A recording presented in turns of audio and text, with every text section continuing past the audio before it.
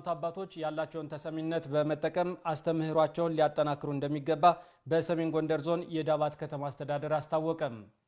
ሰላም ለሀገራዊ አንድነትና መልካም ወንድማማችነት በሃይማኖት አስተምህሮ በሚል መሪ መልእክት ከሃይማኖት አባቶች ጋር የሰላም ውይይት በዳባት ከተማ ተካሂዷል።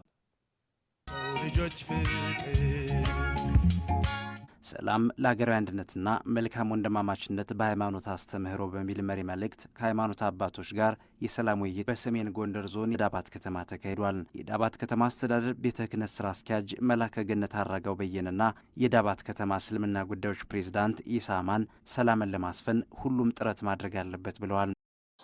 ከሰላም አንፃር በርካታ ስራዎችን እንደ ሃይማኖት አባት እየሰራን ነው።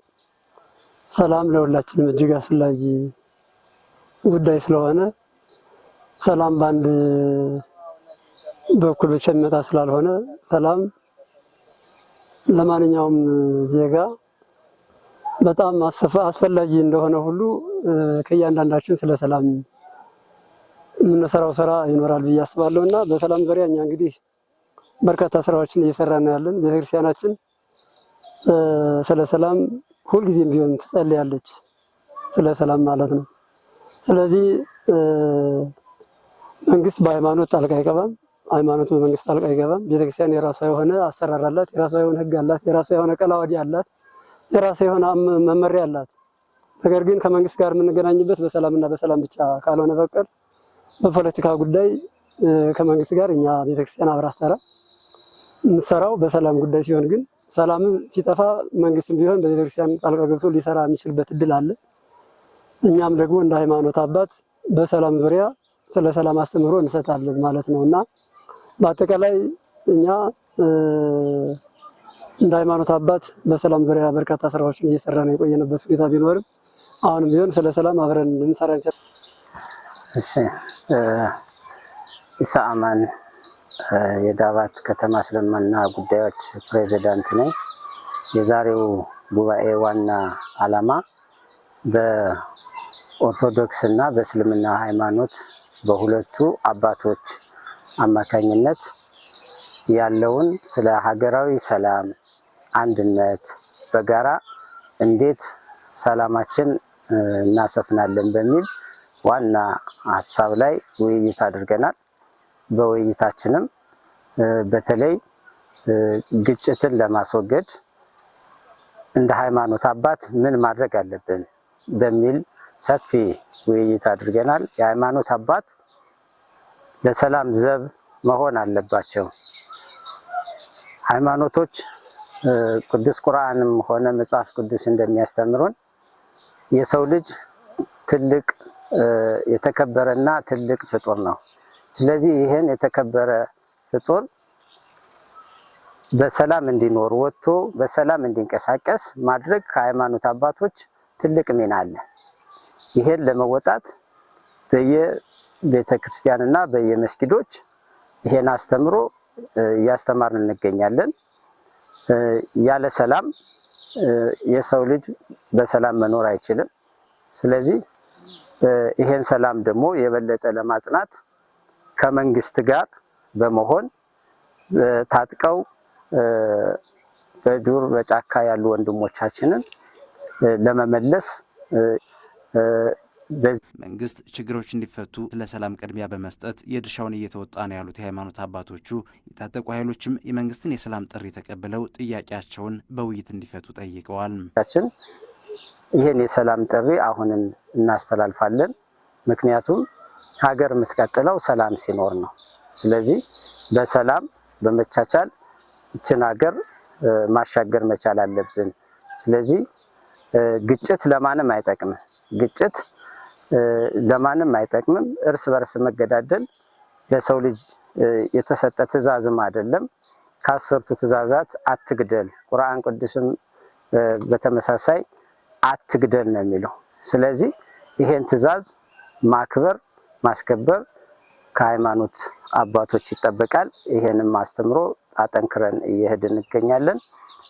ስለዚህ ወንድሞቻችን አሁንም ይሄን የሰላም ጥሪ የታጠቃችሁ ኃይሎች ይሄን የሰላም ጥሪ ተቀብላችሁ በሰላም በአንድነት በፍቅር ወደ ቤታችሁ፣ ወደ ሀገራችሁ፣ ወደ ከተማችሁ እንድትመለሱ ጥሪያችን በሃይማኖት ጉባኤው ስም እናስተላልፋለን። ምናልባት በመንግስት በኩል የሰላም እንዲመጣ የራሱን አስተዋጽኦ የራሱን የበኩሉን ድርሻውን መወጣት ያለበት ይመስለኛል። የሁሉ ችግር የመጣ መንግስትም ያልሰራው ስራ እንዳለ የሚያሳይ ነገር አለ ብዬ ወስዳለሁ። ስለዚህ ያልሰራውን ስራ እንደገና አይቶ መስራት ማስተካከል የሚጠበቅበት ይመስለኛል። ያ ካልሆነ አሁን ስለ ሰላም ስላወራን ብቻ ሰላም ሊመጣ ይችላል ብዬ አላስብም።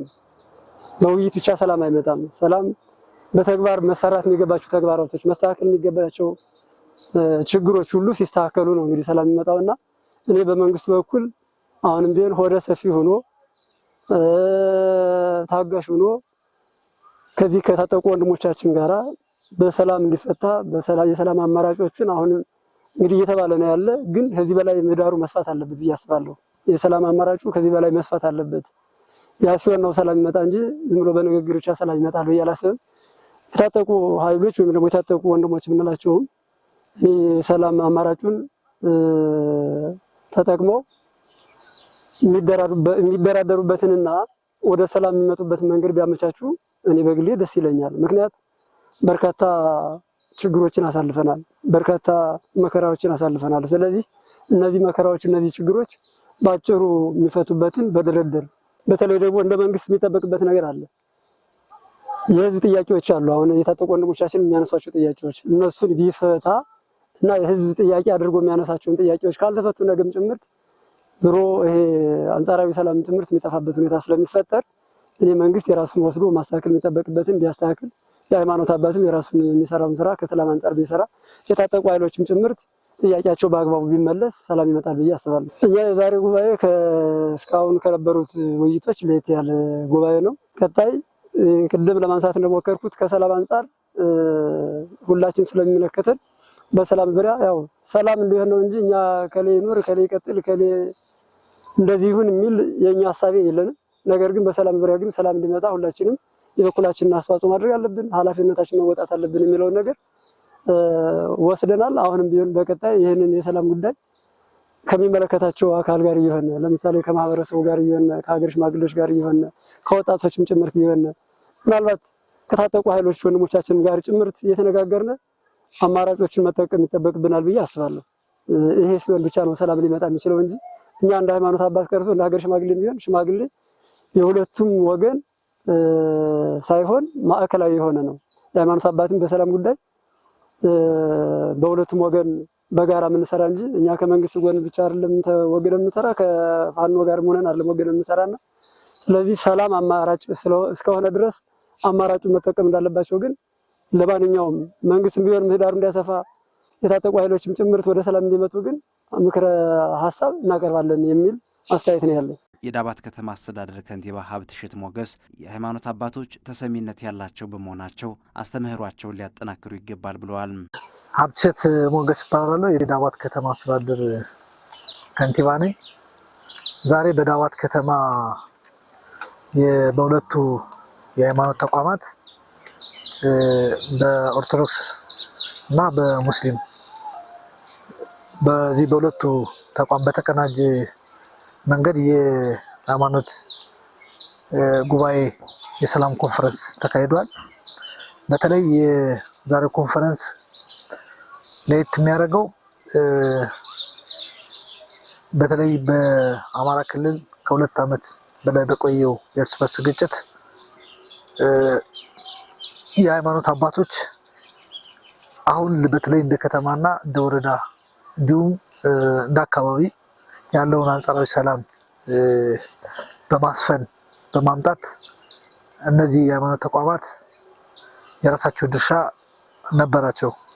አሁን ለመናገር የዳባት ከተማ የሃይማኖት አባቶች የሀገር ሽማግሌዎች ከ150 በላይ ውጭ ጫካ ቆይተው ታጥቀው የነበሩ ወደ ሰላም እንዲመጡ በማድረግ የራሳቸው ሚና በመጫወት የራሳቸውን አስተዋጽኦ አበርክተዋል። በተለይ ዛሬ የነበረው ጉባኤ ደግሞ ቀጣይ ሰላሙ እንዲጸና በማድረግ የራሳቸውን ድርሻ በመወጣት በቁጭት የሃይማኖት አባቶች ያልሰራነው ስራ በመኖሩ የበለጠ ችግሩ እንዲባባስ ይሄ ችግር ደግሞ የሌላው ማህበረሰብ ብቻ ሳይሆን ሃይማኖት ተቋማትም የሃይማኖት አባቶችም ተጠቂ እንደሆኑ ስለዚህ ይሄን የሃይማኖት አባቶች በተለይ ስለ እምነት በደንብ ካላስተማርን በእምነታችን መሰረት አድርገን ካልገሰጽ አስተምሮውን ከልብ ከችግር በሚያወጣ መንገድ እምነታቸውን እንዲይዙ በማድረግ በኩል በእምነታቸው ደግሞ ወደ ተግባር ከመቀየር አኳያ ያልሰሯቸው ስራዎች እንዳሉ ራሳቸው ያዩበት ቀጣይ ሰላሙን ለማጽናት ሰላሙን ዘላቂ ለማድረግ ደግሞ የሃይማኖት አባቶች የራሳቸው ሚና እንዳለ ሚናቸውም እንደቀላል እንደማይታይ ቀጣይም የሃይማኖት አባቶች አተኩረው በዚያ አግባብ እንደሚሰሩ አሁንም ቀሪ ወንድሞች አሉ ጫካ ያሉ እነዚህ መክረው እንደማመጡ መድረኩ መክሯል። በመድረኩ ሲጠቃለል ኮንፈረንሱ አኳያ ማጠቃለያ የተወሰደው ምንድነው? እዚህ የተሳተፈው የሃይማኖት አባት የራሱን ኃላፊነት እንዲወጣ ቀጣይ በመናረጋቸው ተደጋጋሚ ኮንፈረንሶች ምን ሰራን፣ ምን ውጤት አመጣን ከሃይማኖት አኳያ ብለን እንደምንነጋገር የራሳቸውን ኃላፊነት ወስደዋል። በእርግጠኝነት ቀጣይ የተሻለ ነገር ሰርተው በሚቀጥለው ጉባኤ የተሻለ ነገር ፈጽመው አካባቢ ሰላም አድርገው የሚመሰጋገኑበት በተለይ ሃይማኖት ተቋማት የራሳቸውን አስተምሮ በፕሮግራም ማደረጃጀት እስከታችኛው በተለይ ደግሞ የገጠር ቤተክርስቲያናት የሰባኪያን ባለመመደቡ በተለይ የገጠሩ ማህበረሰብ የሃይማኖት ትምህርት እያገኘ እንዳልሆነ በተለይ መንግስትም እዚህ አኳያ ምቹ ሁኔታ እንዲፈጥር ያው ሀሳብ ሰጥተዋል። እኛም እንደ መንግስት ከጎናቸው ነን። በተለይ ለመማር ለማስተማር ምቹ ሁኔታ በመፍጠር በእኛ በኩል የሚጠበቅብንን ወስነናል። ታጠቁ ኃይሎችም የመንግስትን የሰላም ጥሪ ተቀብለው ወደ ህብረተሰቡ እንዲቀላቀሉ አቶ ሀብትሸት ጥሪ አቅርበዋል።